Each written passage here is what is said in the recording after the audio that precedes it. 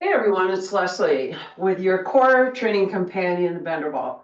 So I'm actually in a condo here in Utah and did some major skiing yesterday. And I just wanted to share with you that you truly can take the ball with you anywhere, anytime.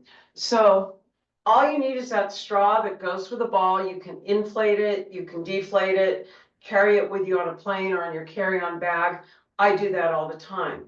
But what I wanted to share with you is some of these exercises, especially as it relates to, if you're a skier like I am, what happens is a lot of times is we have a tendency to um, really kind of almost get too forward.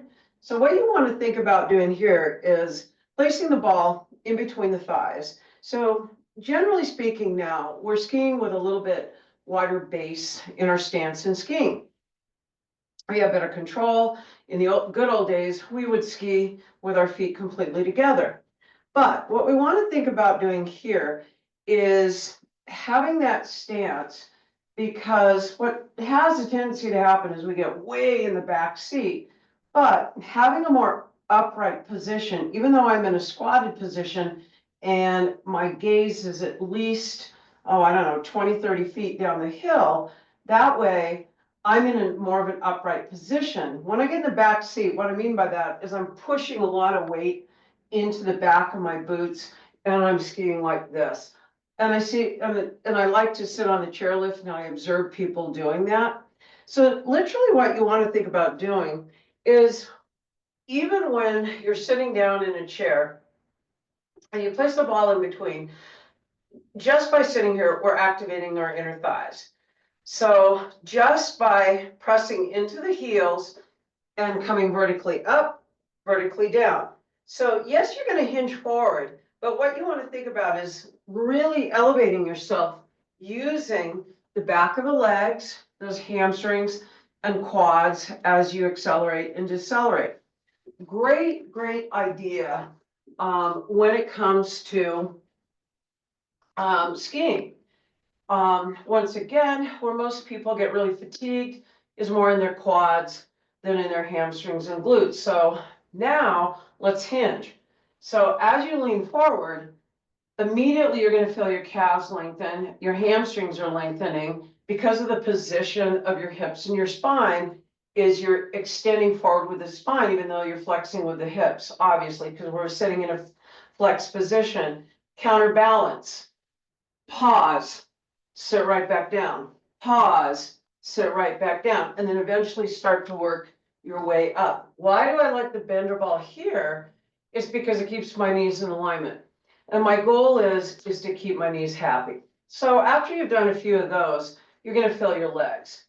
Now we can place the ball behind our back. And as you all know, I don't do crunches and I'm not a fan of all this flexion and all that kind of stuff. It gets you into trouble in any sport, let's put it that way. So as you press into the ball, I want you to think about what do you feel when you press into the ball sitting in a chair? Well, you're going to start to feel your posture get better, and you're going to feel those deep core muscles start to turn on.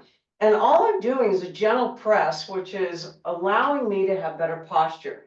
And then when I take the ball away, hopefully I'm going to remember this stance. How does that translate to this movement? Everything. Well, what happens is when people think about squatting, if I flex forward, so flex forward and try to stand up. When I posture like this, the only way I'm going to get up is to push myself up using my hands and use my hands to sit back down, as to where by learning to have good posture, then when I still have this good posture, as I lean forward, even just a little bit, I can get upright right away. This is just a really simple technique in thinking about why we're doing what we're doing as a student and or as a trainer. And especially when it comes to, again, so many different types of sports, we want to think about why am I doing an exercise? So once again, you see, oh, let's put our knees over our toes like this and tighten our glutes and hamstrings. That does not translate to pickleball. That does not translate to skiing.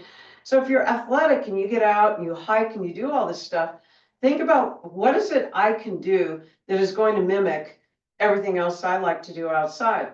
So these are just a couple little tips and tricks, taking a ball with you if you're traveling, and lots more travel tips coming up. I live on a plane. I'm in and out of places all the time, and I just wanted to share with you that I can take a corner of a room and say, hey, I can create a workout right here for myself. So give these two little exercises a try and see how you feel.